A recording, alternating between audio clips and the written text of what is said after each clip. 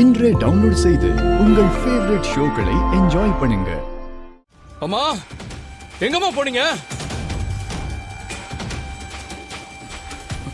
அம்மா எங்கம்மா இருக்கீங்க? ஏம்மா அப்படி பண்ணீங்க?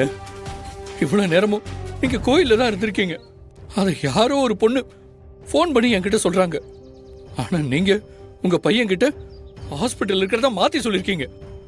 அம்மா ஏதோ ஒரு விஷயத்தை என்கிட்ட இருந்து மறைக்கிறீங்கம்மா. அது மட்டும் நல்லா தெரியுது.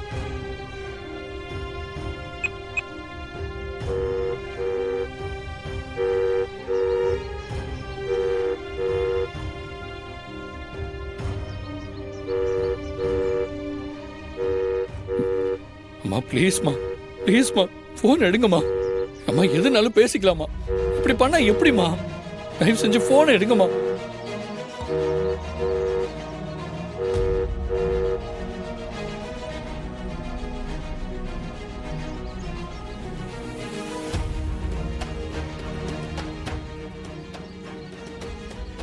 அம்மா ஏன் இதுல கலந்துக்கல?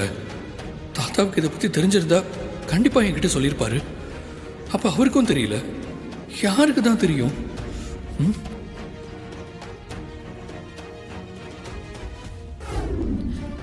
என்ன நடந்தாலும் சரி, எப்படியாவது இந்த உப்பு கூட மாத்திர சடங்க நடத்தியே ஆகணும். இல்லனா இந்த கல்யாணம் நடக்காம போய் அந்த குறி சொல்றவ சொன்ன மாதிரியே நடந்துரும். அதோட என் கனவுல பார்த்தது நிஜமாயிடக்கூடாது. கவிதா, எனக்கு என்னமோ நேரம் ஆக ஆக இங்க நடக்கிறதெல்லாம் பாக்குறப்ப இந்த சடங்கு நடக்குமான்னு டவுட்டா இருக்கு. திரு வரதுக்கு லேட் ஆகும் போல இருக்கு. உப்பு கொடைய நாமளே மாத்திரலாம். காஞ்சனா, என்னம்மா பேசுற? என்ன பேசுறன்னு தெரிஞ்சுதான் பேசுறியா? இந்த சடங்க திருவும் இல்லாம அம்பிகாவும் இல்லாம எப்படிமா நடத்த முடியும்? கண்டிப்பா முடியாதுமா. அது சரியாவும் இருக்காது, தப்பாயிடும்.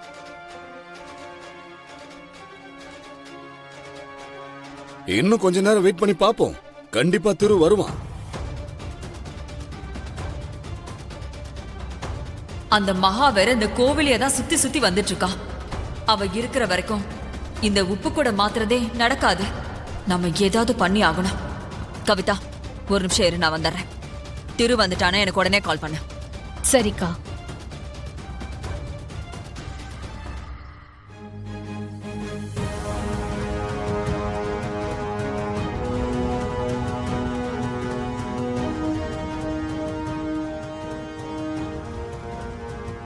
டேய், இங்க வா. என்னக்கா? நீ திருக்கிட்ட ஏதாவது சொன்னியா? நான் திருக்கிட்டியா? நான் எதுவும் சொல்லலக்கா. சரி, இங்க சுத்திட்டு இருந்தால இந்த வேலைக்காரி. வேலைக்காரியா? யாருக்கா? ஆமா ஆமா, உங்களுக்கெல்லாம் அவ வேலைக்காரி இல்லல்ல. ஆனா அவ எனக்கு வேலைக்காரி தான். டேய், அந்த மகா எங்க? இல்லக்கா, நான் மகாவை பார்க்கல. நீ எப்படி சொல்லுவ? நீ சொல்ல மாட்ட. வேலைக்காரன் இன்னொரு வேலைக்காரிய காட்டி கொடுக்க மாட்டான்ல. இது எனக்கு தெரியாம போச்சு. அது தெரியாம நான் வந்து உங்ககிட்ட கேட்டேன் பாத்தியா? எங்க போயிட போறா? இங்கதான் எங்கயாவது திருட்டு போன மாதிரி சுத்திட்டு இருப்பா. நீ போ, நானே தேடிக்கிறேன். போச்சு போச்சு, காஞ்சனா வேற வர்றாளே. இப்ப அவ மட்டும் இவ பேசுனத பத்தி கேட்டா என் ஜோலி முடிஞ்சது. வலையில குடுத்துரு, வலையில குடு. என்ன சத்தம் போட்டு எல்லாரையும் கூப்பிடுவேன். குடுத்துட்டு போ. விடுன்னு சொல்றல.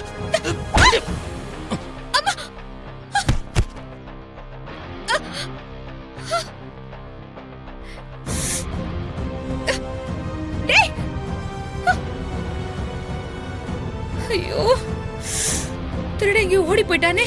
கையில மாட்டியும் இப்படி கோட்டு விட்டனே.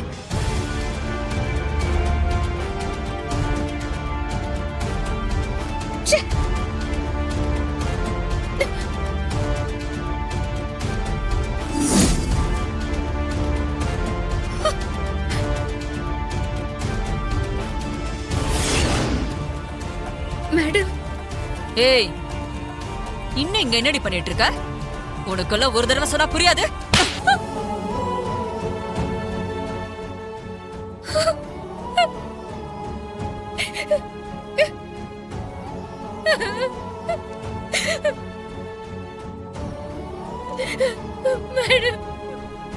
கோயிலுக்குள்ள வராம உன்னை அப்படியே ஓடிடுன்னு சொல்லிக்கோ. திரும்ப திரும்ப இங்கே சுத்திட்டு இருக்க. நான் உன்னை அங்க வர விடலன்னு ஸ்ரீக்கு போன் வேற பண்ண பாத்திருக்க. இன்னொரு தடவை நீ என் கண்ணுல பட்ட அப்புறம் அவ்வளவுதான் பாத்துக்கோ. நான் இங்க இனி உன்னை பார்த்தேன் அப்புறம் நடக்கிறத வேற. போடே. ஏய், என்னடி லுக்கு? போ. அக்கா, நீ டென்ஷன் ஆகாத. எனக்கு என்னமோ நீ சொன்னது உண்மைதானோன்னு தோணுத. திருவுக்கு நம்ம அம்பிகாவை கார்னர் பண்ண உண்மை தெரிஞ்சதான் அம்பிகாவை பார்க்க போயிட்டானோன்னு எனக்கு சந்தேகமா இருக்கா. அதுதான் நானும் சொன்னேன். இவ்வளவு நேரமா போனவனை காணோம். போனை எடுக்க மாட்டேங்கிறான்னா டவுட்டா இருக்கு. எல்லாரும் கொஞ்சம் பொறுமையா இருங்க, திரு வந்துருவான். மறுபடியும் ஃபோன் பண்ணுங்க.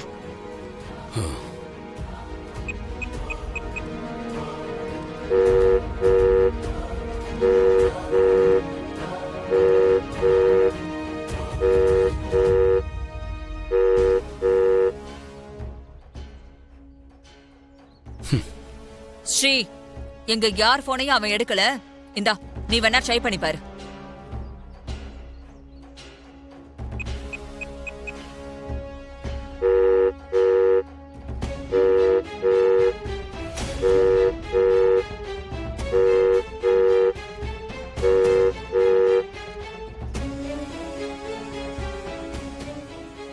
திரு ஏன் போனையும் எடுக்கல.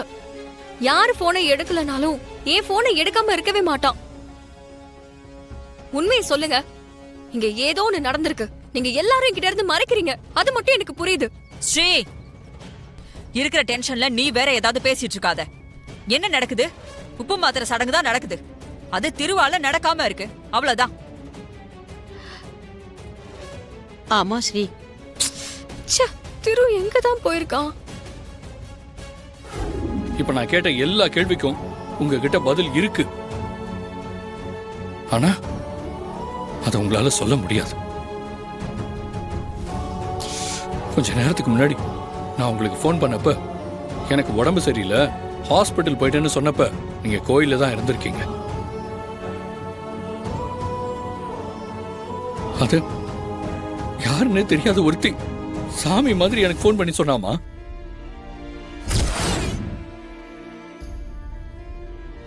எனக்கு அப்ப கூட என்ன நடந்துச்சுன்னு முழுசா தெரியல. அப்பதான் நான் உங்களை தேடிட்டு இருந்தப்போ மயிலுக்கு ஃபோன் பண்ணி கேட்டேன். அப்பதான் எனக்கு தெரியாம நடந்த எல்லா விஷயமும் எனக்கு தெரிய வந்துச்சு. அதுக்கப்புறம் தான் சொந்த வீட்லயே உங்களுக்கு எவ்வளவு பெரிய கொடுமை நடந்திருக்குன்னு எனக்கு புரிஞ்சதுமா. திரு, நீ என்ன சொல்ற? மயில் என்கிட்ட நடந்த எல்லாத்தையும் சொல்லிட்டாமா.